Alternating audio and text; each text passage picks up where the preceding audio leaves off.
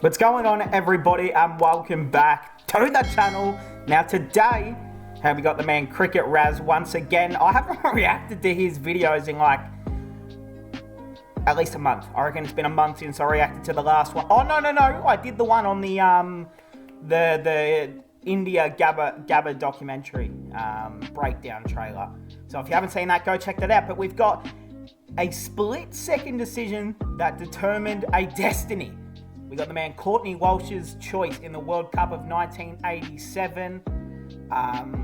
87, who won that? I have no idea who won the World 87. Was that India in 87? I don't know. I guess we might even find out. Let's check it out. Pakistan versus West Indies. So it says 87 World Cup, West Indies versus Pakistan. Right. Pakistan is down to its last wicket, with 2 runs required in 1 ball. Oh. The West Indian bowler Courtney Walsh comes running into ball. That's who you Jaffer, want. on the non-striker's end, leaves the crease early. Walsh, anticipating this, stops. Yeah. Some of you may know what happens next. The man can. Some of you may not. But today's story is not about that. Today's story is about the journey that brought us here. It's about the tremendous psychological pressure on a 25-year-old. It's about a split-second decision that changed the course of a World Cup, and most importantly, it's about a single man's regret. Our story begins from the first time West Indies faced Pakistan in a World Cup. It was the first World Cup to be ever played, My top shot. 1975. 75? Coming into the World Cup, both these teams were being treated as unpredictables. No one could imagine the behemoth that West Indies was soon to become. And shockingly, that juggernaut could have been stopped right at the start. That too by Pakistan, chasing a total of 267. Let's look at the names, see if we can notice any. Zahir Abbas, I think Javed Minad, or Mindad, I can't remember how to pronounce it, but Asif Masood. See, like some of these names, Nasir Malik, I don't know if that's the right one that I'm thinking of, but a lot of these last names are familiar as well. West Indies had been demolished by the Pakistani bowling, reduced to 203 for 9.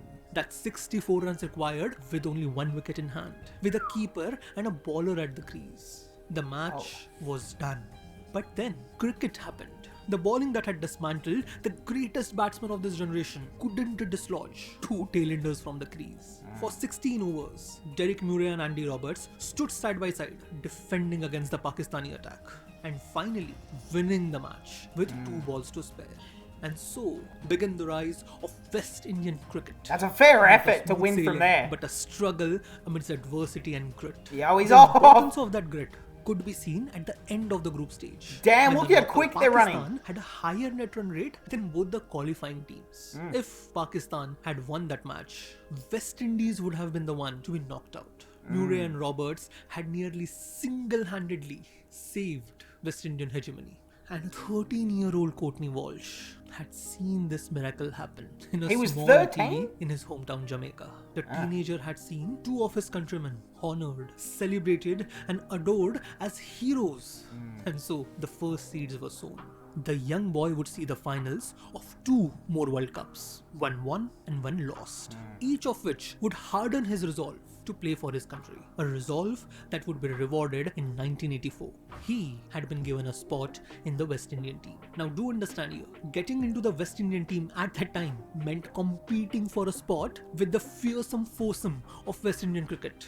But the youngster, with his cool as ice, gentlemanly persona, yet having the ability to knock off a batsman's head. Yo!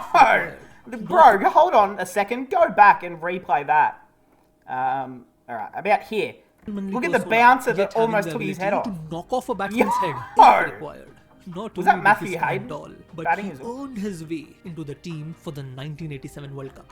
This was the culmination of his dreams. His time to prove himself and finally, by his own hands, make true his destiny. And in the first match he played in the World Cup, Against with England. a chance to win the match for his country, he failed, and quite miserably at that. England, while chasing a target of 243, had Damn, been good ball. reduced to 131 for 6. Alan Lamb had somehow steadied the innings, but England needed 91 runs in the last 10 overs to win. A near impossibility at that time, but an impossibility that started becoming possible. Slowly and gradually, the target was being brought down, and by the time Walsh was introduced into the attack, England needed 35 runs in 3 overs. A towering task still, but manageable. Then Walsh went for 31 runs. Damn. That by itself could be understood. Maybe he just had a bad day. But what made this humiliating was the way in which it happened. 13 runs required of the last over. Lamb hits 2 and 4 in the first 2 balls. The next ball goes for a leg side wide. Oh no! Next, a no ball with was a a single good run taken. no And ball! finally, the last ball, a full toss. Walsh had failed in a disgraceful manner. Damn. The psychological burden that such a loss places on a 25-year-old. It's stuff of anyone's nightmare. But the World Cup wasn't done. The youngster had to go on, especially with all the teams easily defeating Sri Lanka. The next match could decide the outcome of the group stage. And the next match against the tournament favourite, Pakistan, in Lahore.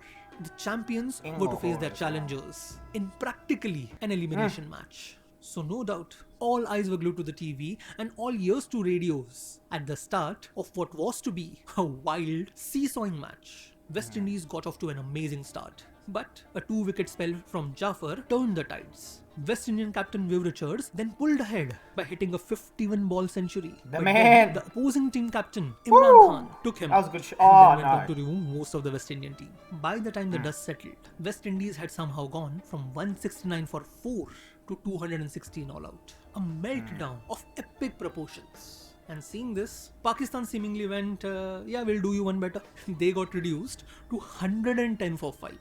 I told you it was a seesawing match, didn't I? Now, it took some furious batting from the wicketkeeper Salim Yusuf to take them out of this hole. With West Indies also seeming to want to help the wicketkeeper. Or else why would they drop him 3 times? 3 times. on the 3 way to his last times? century. So, with West Indians backing him up, Bro. Salim looked Like, ready. and I don't even want to be that guy who brings up, conspiracies, or you may not even call these conspiracies. You might just call it facts. But, back in when was this? 87? Oh, that might be a bit late, but, definitely before this as well, match fixings, or, a lot of the under the table stuff, obviously social media and stuff like that everything wasn't recorded back then, so you could kind of get away with it. to bring the match home. When in the 47th I'm not saying that was involved just here, though. 16 runs Let's- away from let's the make target, Courtney Walsh took him out. The pressure from the last match, which could make any grown man crumble, that seemed to have turned him into a sharp diamond. A sharpness that had nearly single-handedly cut through the entire Pakistani middle order. The disgraced youngster had brought his team back into the game. Hey! Then, with the 48th over of Patterson going for just 2 runs and 2 wickets, Pakistan was down to its last wicket. With 14 runs required in the last over and just 2 tail-enders on the pitch, the match seemed just about wrapped up. And then, in a move that even seemed to shock his own team, Viv Richards handed the ball to the young Walsh. Walsh was the reason West Indies was floundering in this World Cup, and now to be made responsible for keeping them in the tournament. Nobody would have blamed him if he simply refused, asking somebody else to take over. But Courtney Walsh simply took the ball and went to his starting lineup. What was pressure to others, to him was a golden opportunity to redeem himself. There was no way he was going to let this go. So, as he got ready to bowl, he saw Abdul Qadir facing him. Now, Qadir could be described as an antithesis to Walsh, wherein Walsh was the gentlemanly pace bowler. Qadir was the spin bowler with the temperament of a fiery pacer, easy to anger and then letting his emotions fuel his performance. Today, standing in front of his home crowd, he looked just about ready to destroy his opposition. Low key, first ball, if I'm in this situation, I'm bowling a bouncer straight into his head. I'm not even going to be... sometimes you have to be brutal in cricket. I'm bowling a bouncer straight away. He's got no helmet on as well. He's going to have to get the F out of the way, or he's just going to stand there, and I think you guys know the result after that. And so started the duel. The first ball was hit to long on. Oh, that with was a good ball. Expectations of taking 2, but seeing the Yorker? fielder run in, Qadir stopped Jaffer Oh my from God, what are you returning. doing? With Qadir off Oh, strike, Courtney! The plan was simple: keep Jaffer batting. But Could have run him somehow, out. he hit an inside-out slog, and Kadir was back on strike. Oh, And so that's why they dropped him 3 times, because he sucks. this is where the They want to keep script him started out. going wrong. They want to keep him out The there. next ball was supposed to be a single, but Walsh failed to cover it properly. And Yeah, Kadir that's what I'm took 2 saying. wickets. Still, it wasn't a big deal. Walsh Nah, had ball hey, a guy like me, I'm making sure that was done perfectly right then and there. I'm telling you. Let's go back a few frames. He had was to stop supposed that. to be a single, but Walsh failed. Like, bro, like that landed right at his hands. I know he's a big fella. He's about 9'10", but you've got to get the knee down. You got to, come on. Cover it properly. And Last Kadir took over of 2 the game? runs. Still, it wasn't a big deal. Okay, Walsh had bowled okay. really well till this point, and all he had to do was continue to box out Kadir. 3 balls, Make 10 sure runs. that Okay. he doesn't hit any big shots. And as if jinxing himself, he did just that. The ball was pitched up. Kadir moved to his leg side and hit the ball as hard as he could. Yo. Walsh stood in stunned silence. Damn, as he hit it saw for the 6. ball sail across the mountain. Oh. It was a 6. No. The target was down to 4 runs in 2 balls. No. The last thing you want to bowl is a short ball, especially to a tail ender. Like, if you're going to bowl a short ball, make sure it's a head-hunting bouncer. That was like a medium pace. The game Like, had turned. The I don't pressure even know what that back was. on. The youngster had once again taken a winning situation and turned it on its head. This is He not- was about to fail his country again. How many times does a coincidence have to repeat for it to be a pattern? How many times should he crumble under pressure before he realizes he's a failure? Yo, The thoughts that is that crazy must to have gone say. through Walsh's head at that time. They were nothing short of self-torture. And yet, he just smiled and then got back to his starting point. The match was not over yet. He had not failed yet. The next ball, a Yorker that was just a bit high. Hit Ooh, to oh, deep extra that's cover out and of 2 here. runs taken. 2 required. Oh no, just of 2. 1 ball. Just 2. Now, standing at the brink of defeat, Walsh still looked unfazed. He took the ball, started walking back, and thought of something very peculiar. Last ball, when Kadir had hit the ball, Jafar was nearly halfway down the pitch. So, as he started his run up, he kept one eye on Jafar with absolutely no intention of actually bowling the ball. Last ball had shown they would run no matter where the ball went. And with the field being brought in for the last ball, that start that Jafar was getting may become the difference between a win and a loss. Yeah. And so, as Walsh approached the crease and Jafar started running, It's Walsh smart. simply stopped. As you can see here, Jafar was still being carried away by the momentum. He had no hope of ever getting back on time. Bro. So Walsh had a choice to make.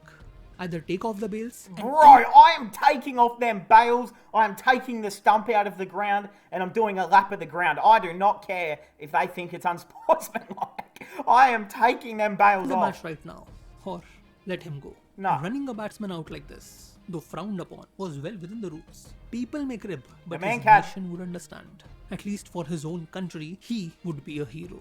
Just like Murray, just like Roberts. Logic, emotion, and even good sense dictated that he should do what needed to be done. And then he did this. Well, yes, that's a warning to Salim Jafar. Nah. Bro, I'm taking them bales off, and I'm running back to the rooms. Standing there Nah. with his arms crossed, not moving a single muscle. He simply looked on. He would win on his own terms. Yeah, Or he true. would I mean, just I face do the like that. consequences. You can, yeah. After all, a win that doesn't fit in with your soul. What use is such victory? And so, he walked away to his starting point. Ready to bowl the final ball. A ball that would decide their win or loss. A ball that would decide how he was remembered henceforth. And a ball which was then sliced away for a boundary. And Pakistan have won. Nah, bro, nah. I'm sorry. You just had to take him off. You just had to take him off. Tremendous victory for Pakistan. By the time the group stages were done, what was predicted earlier turned into a fact. West Indies on third place still had the highest run rate in the group.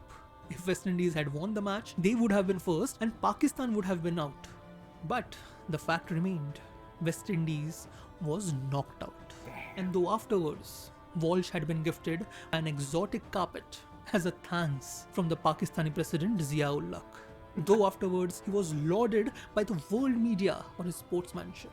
And though he then went on to play for 17 more years, Yeah, becoming true. a legend for his spirit and grit. Yeah. And finally, though Walsh's actions till date are listed in the annals of the greatest moments in World Cup history, one question naturally arises, doesn't it? Does he regret it after not winning a single World Cup in his career? Bro, I don't want to hear. No, in the comments right now, tell me, would have you taken the bails off? Or would have you, just given a warning? I guess, back in 1987, it was a lot more, if you broke a rule, people would actually probably try and jump you and start beating the shit out of you. But you do it nowadays, it's going to be in the media everywhere, but at least you can get away with doing it now. You remember when Ashwin did it in the IPL and it was a big deal? I think he did it in an international game as well. We've seen it actually a lot. And it's always controversial every time it's done. I still would have taken the bails off. I'm out of there. I'm taking the win. Does he regret it? Yes. The thing is, the answer to this question was provided by Walsh himself in another World Cup when playing in the 1996 World Cup with West Indies in a must-win match against Australia. And Walsh once again ran in, stopped, and refused to run out Stuart Law. Hey, well done. That's a great decision. I wouldn't have taken the bails off here. Even though if it was Australia, I still would have done it. Had spoken through his actions. No words were ever needed. Thank you for watching this video. Hey, shout out to the man, Cricket Raz. I mean, everyone knows who he is. Go, get around him. Original link in the description. And hey, another good video. Again, guys, you got to tell me in the comments what you would have done. If it means that we win, I'm sorry, it's win at all cost. If it's in the rule book, I'm doing it. Maybe. Probably. Yeah, I will. Hey, I hope you guys enjoyed, and I'll see everyone in the next one.